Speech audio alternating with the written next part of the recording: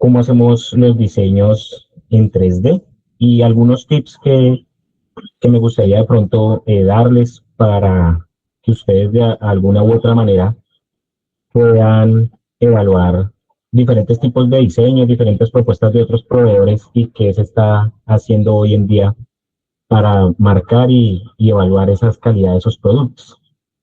Entonces, sin más, quisiera eh, arrancar.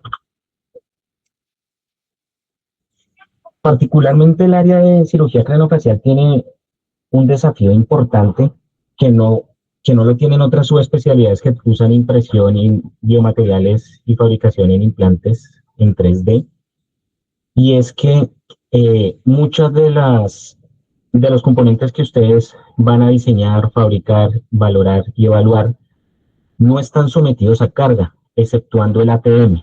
Esto hace que este tipo de biomaterial, de este tipo de implantes en la subespecialidad de ustedes tenga más desafíos técnicos de diseño.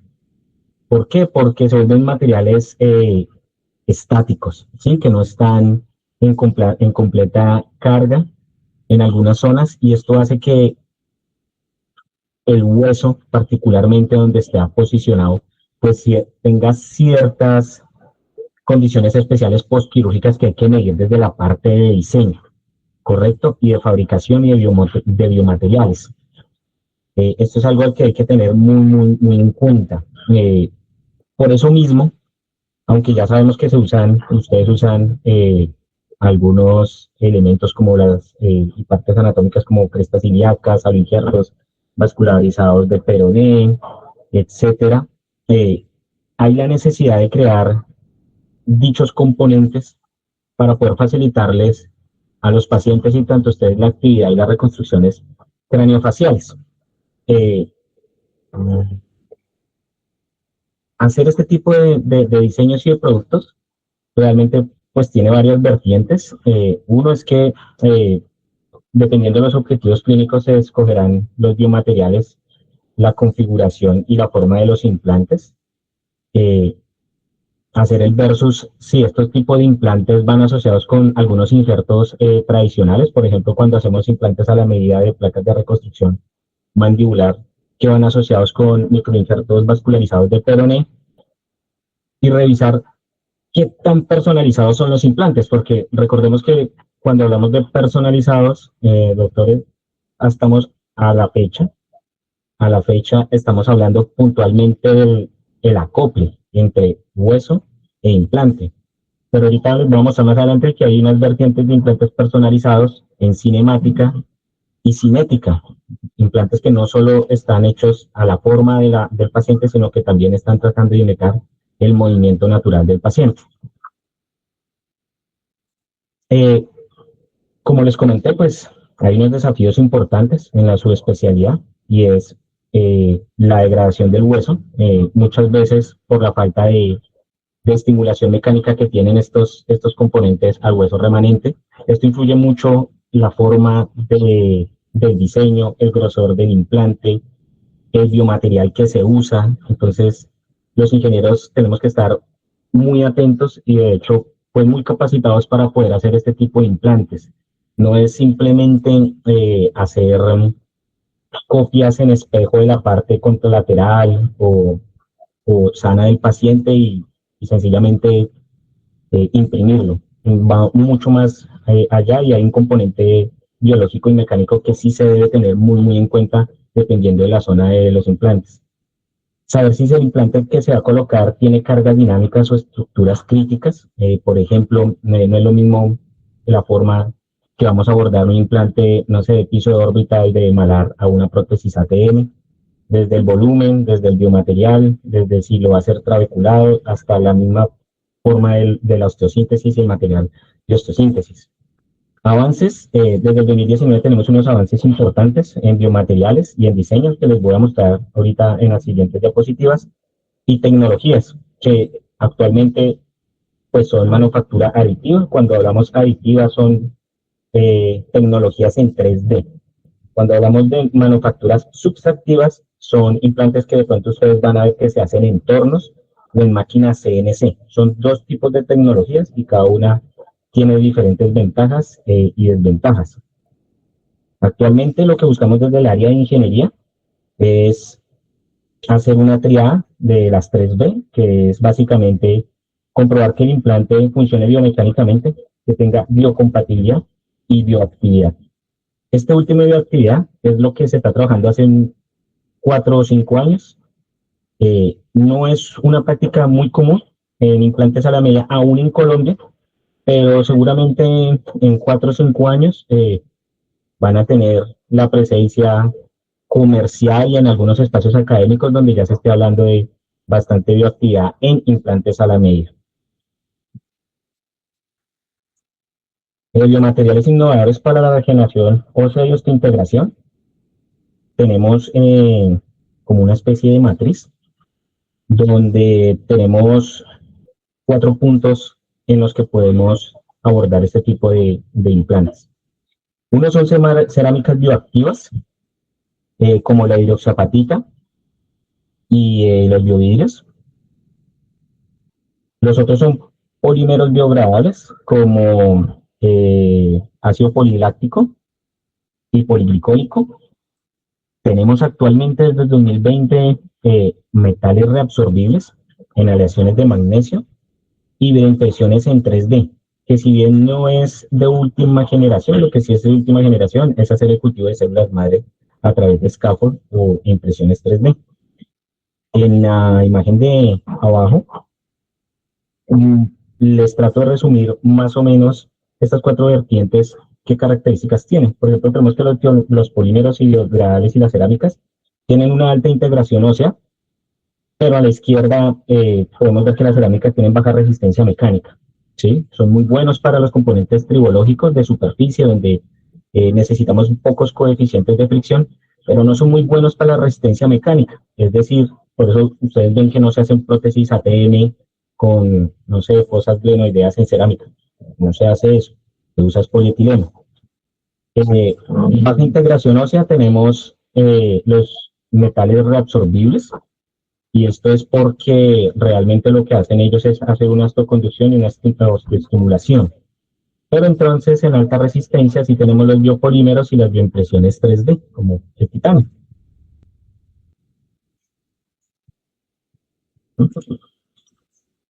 Listo. Cerámicas bioactivas, esta integración mejorada. Pues aquí tenemos básicamente que estos compuestos permiten y son muy buenos para la osteoconducción. ¿Vale? Estas cerámicas bioactivas como la hidroxiapatita, tenemos el fosfato cálcico, imitan la composición material mineral del hueso. Son por excelente osteoconductoras y facilitan la división de células óseas y formación de nuevo tejido.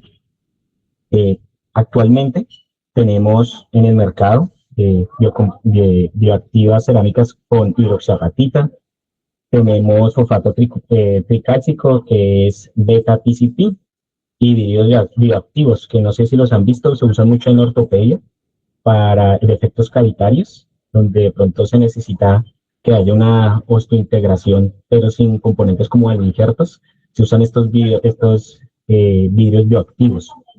Y también tenemos sistemas bifásicos que combinan los dos, que son hidroxiapatita y TCP. ¿Qué avances importantes tenemos en esto, doctores, actualmente? Que se pueden hacer estas bioactivas, estas cerámicas bioactivas con dopaje con iones de zinc o estroncio. Esto estimula los osteoblastos, reduce la actividad osteoclástica y mejora la integración ósea de angiogénesis. Resultados sólidos en modelos preclínicos ya existen y en uso actual de la subespecialidad se usa mucho para hacer relleno alveolar, elevaciones de senos paranasales, defectos óseos moderados con gránulos y bloques cerámicos. Tenemos los polímeros biodegradables, que son implantes básicamente reabsorbibles, como el ácido poliglicólico y el ácido poliláctico, que sé que los han visto en su actividad. Estos se usan mucho en placas y tornillos reabsorbibles en cirugía craneofacial infantil, ya que permite reemplazar el titanio para evitar interferir en el crecimiento del cráneo cuando se ponen estos sistemas metálicos. Este material proporciona una fijación temporal del fragmento óseo durante la curación y luego se degrada. Aquí tenemos en esto, en este, en este apartado, que se usa más que todo para hacer también los scaffolds, que son los andamios en impresión 3D. Estos polímeros reabsorbibles permiten eh, una degradación una vez cumplen su función, ¿vale? Eh, el ácido poliláctico es ideal para la liberación controlada de antibióticos, se usa mucho actualmente para hacer esta, esta, esta condición profiláctica. Y también tenemos los PSL que son polictónicas, que son de degradación lenta, que se le pueden añadir también quitozonas. La tendencia actualmente son biocompuestos, es una mezcla entre poliglicólico y poliláctico. También se le pueden añadir hidroxapatita o hidrosactivos. Usos clínicos actuales de este tipo de tecnología, pues lo van a ver muy seguramente en placas y tornillos reabsorbibles en pediatría y scaffolds para la evaluación de defectos craneales y mandibulares.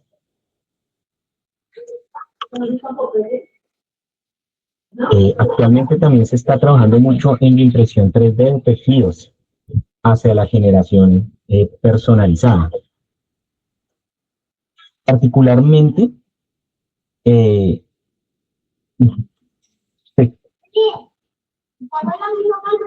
se cree más o menos, o actualmente la tecnología es que en 10 minutos uno podría hacer un scaffold de poliláctico o polilactina para hacer la incubación o la fabricación de tejidos vivos a partir de células madre del paciente.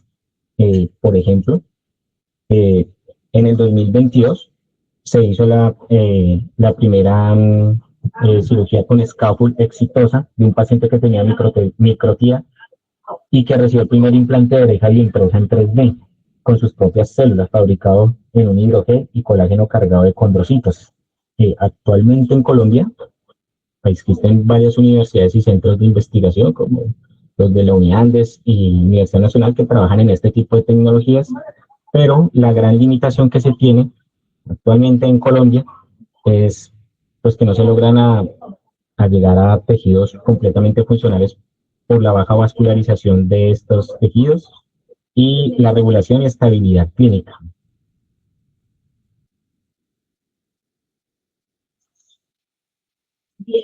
El segundo apartado que les quería presentar es cómo hacemos los diseños digitales y qué tecnologías se están usando actualmente desde el proceso y que posiblemente puedan ver ustedes en la actividad quirúrgica y de la especialidad.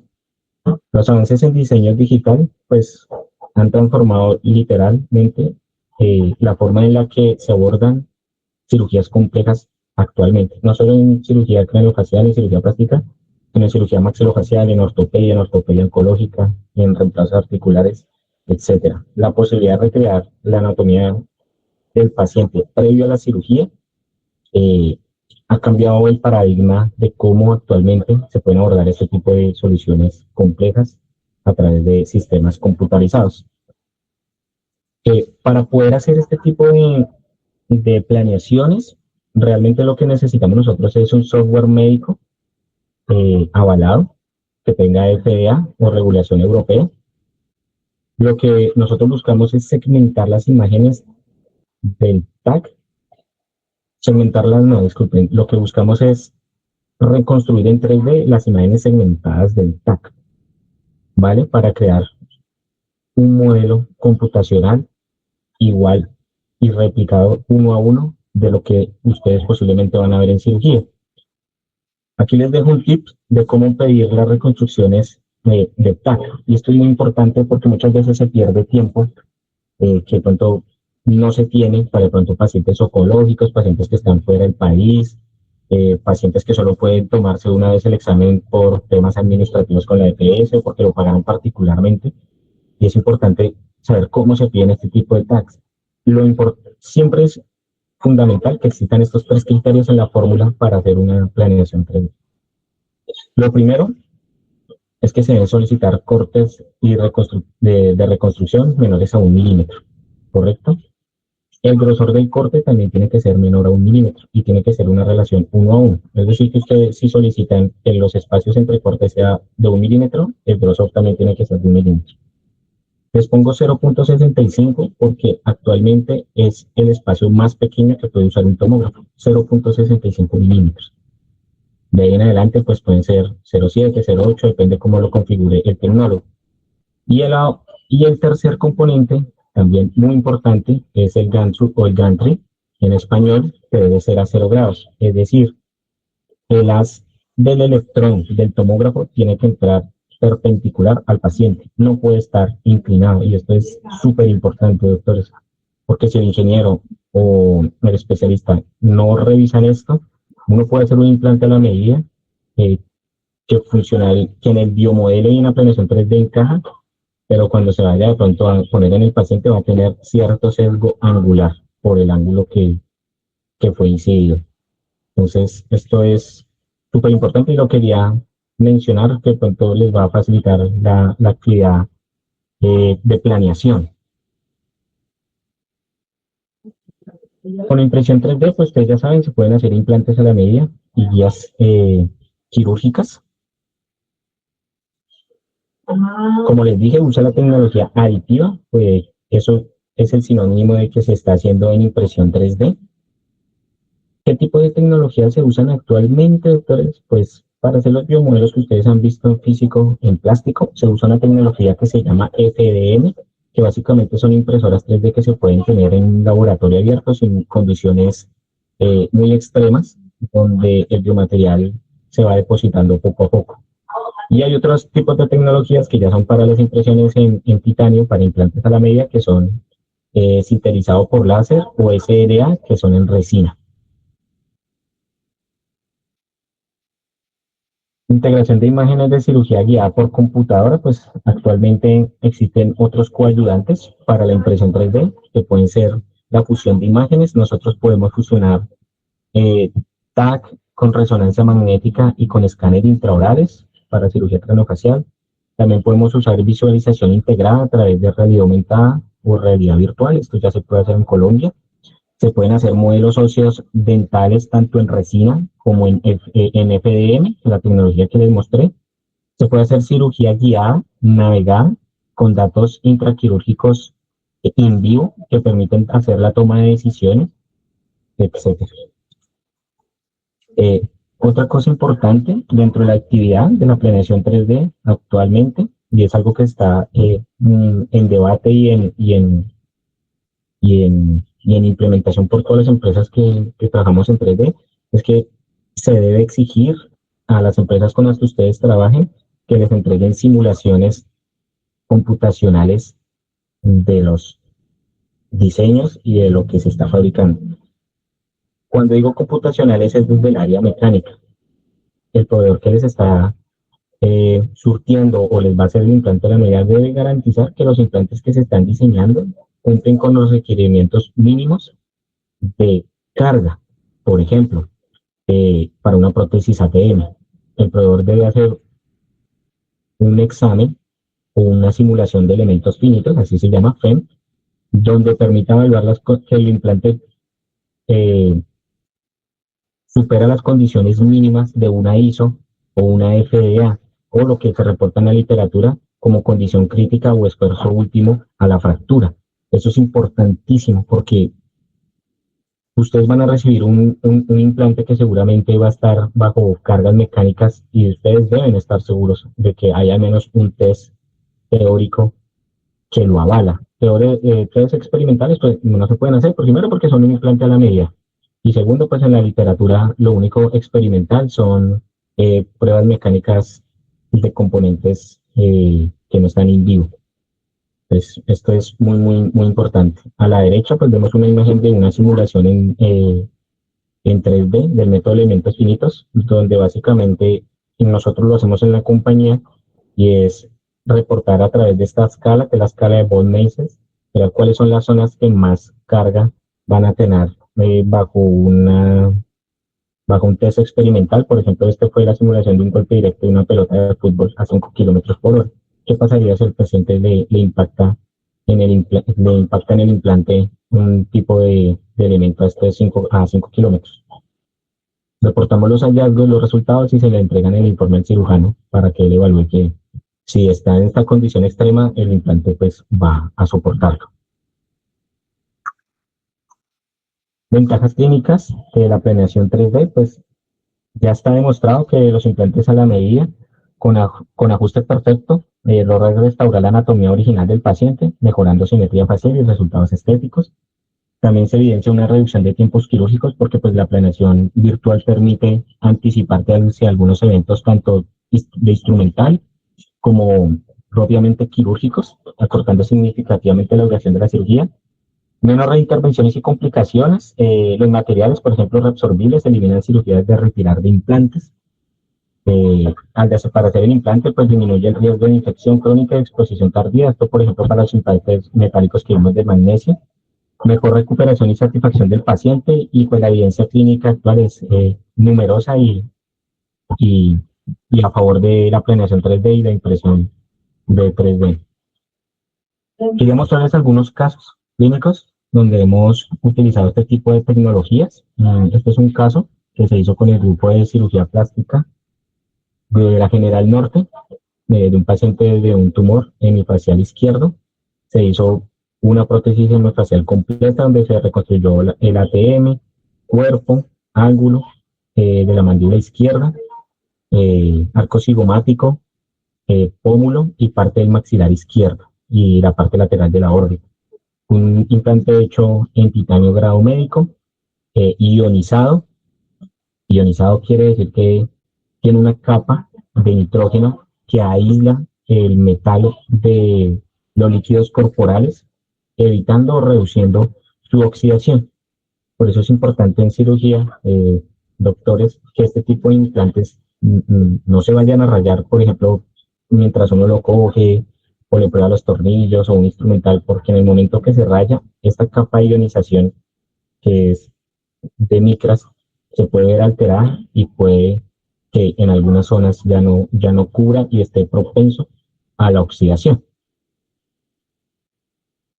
Aquí tenemos otro implante a la medida que se hizo con titanio grado médico, con tecnología de sinterizado por polvo de láser.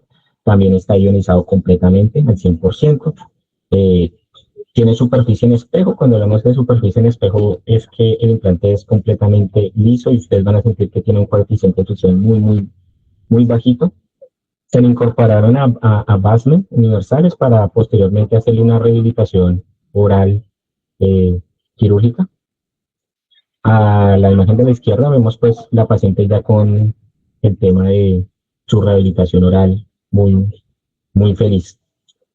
Particularmente para estos casos sé que existe mucho temor en usar implantes en titanio. Actualmente pues se inclinan más por hacerlos en PIC. Particularmente nos ha ido bien y es que nosotros no usamos completamente el espejo del lado sano al 100%, sino siempre le disminuimos el 20% de este volumen, sacrificando un poquito la estética, y es que en estos pacientes, como ustedes saben, pues al no tener parte maxilar, mucho del tejido blando que está alrededor empieza a absorberse y a ocupar ese espacio. Cuando le ponemos un implante, pues este va a quedar a tensión y muchas veces esta tensión con el implante hace que el tejido se abra y es ahí donde se pueden infectar o exponer los implantes. Para ello y para no dejarlo en tensión, pues lo recomendable no es hacer un espejo en 100%. Nosotros lo hacemos en 80% y nos ha ido muy bien, sin ninguna complicaciones, particularmente en titanio.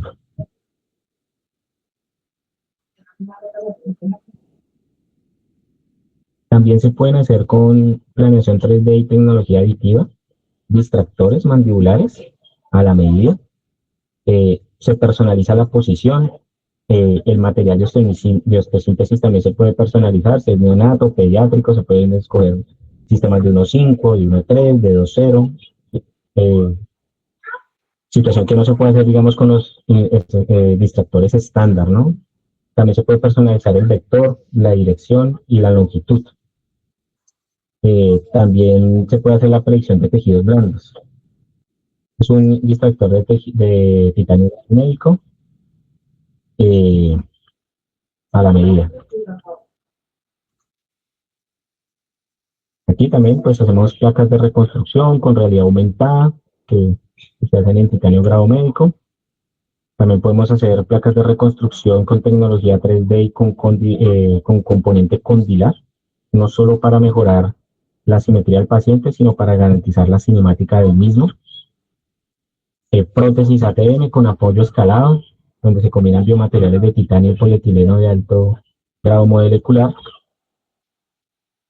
Y ya, eso era lo que les quería presentar.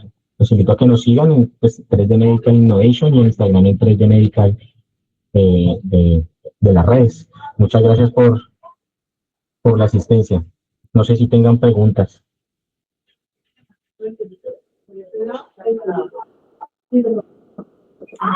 Muchas gracias, ingeniero. Si tienen preguntas, nos las dejan en el chat y el ingeniero las responde. Vamos entonces a continuar con nuestra actividad. Les vamos a enviar el link del slide para que porfa se conecten.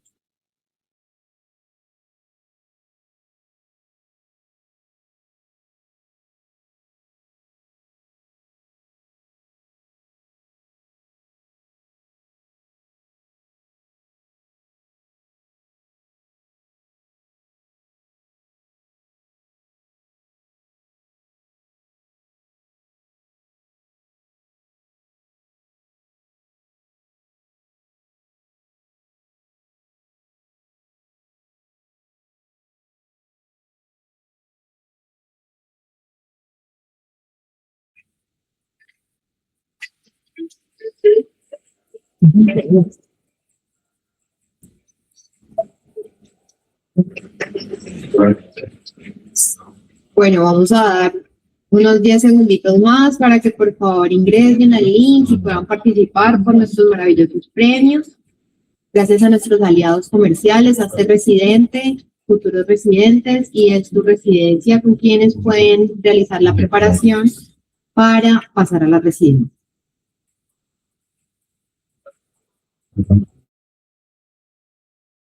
Pues vamos a iniciar.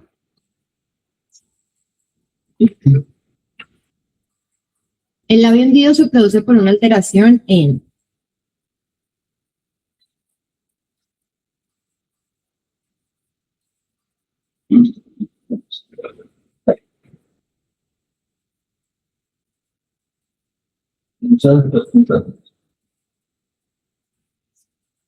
Entonces vemos que el labio hundido se produce por una alteración en la función de los procesos maxilares y nasales mediales entre la semana 4 hasta la 7. No olviden esto fue pregunta de examen en uno de los exámenes de Univalle, hace como 2 años.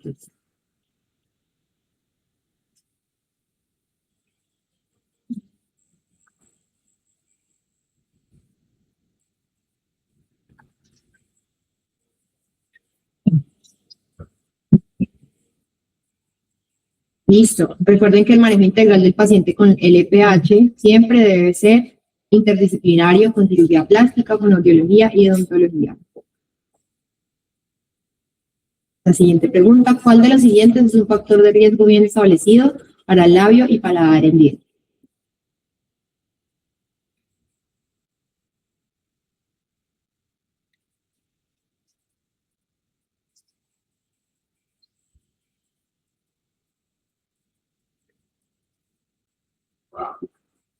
Muy bien. Tenemos entonces que el factor de riesgo para labio y paladar hendido que está bien estudiado y conocido es la deficiencia de ácido fólico. Continuamos. La secuencia de Pierre-Robin se caracteriza principalmente por la presencia de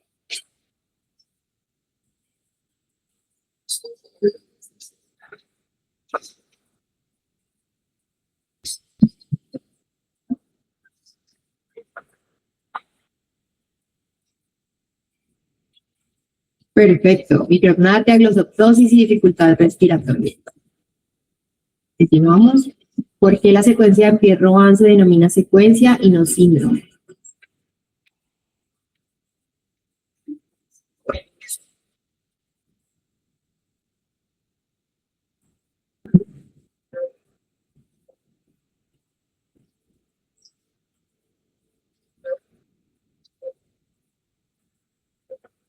Muy bien, bueno, se nota que estuvieron muy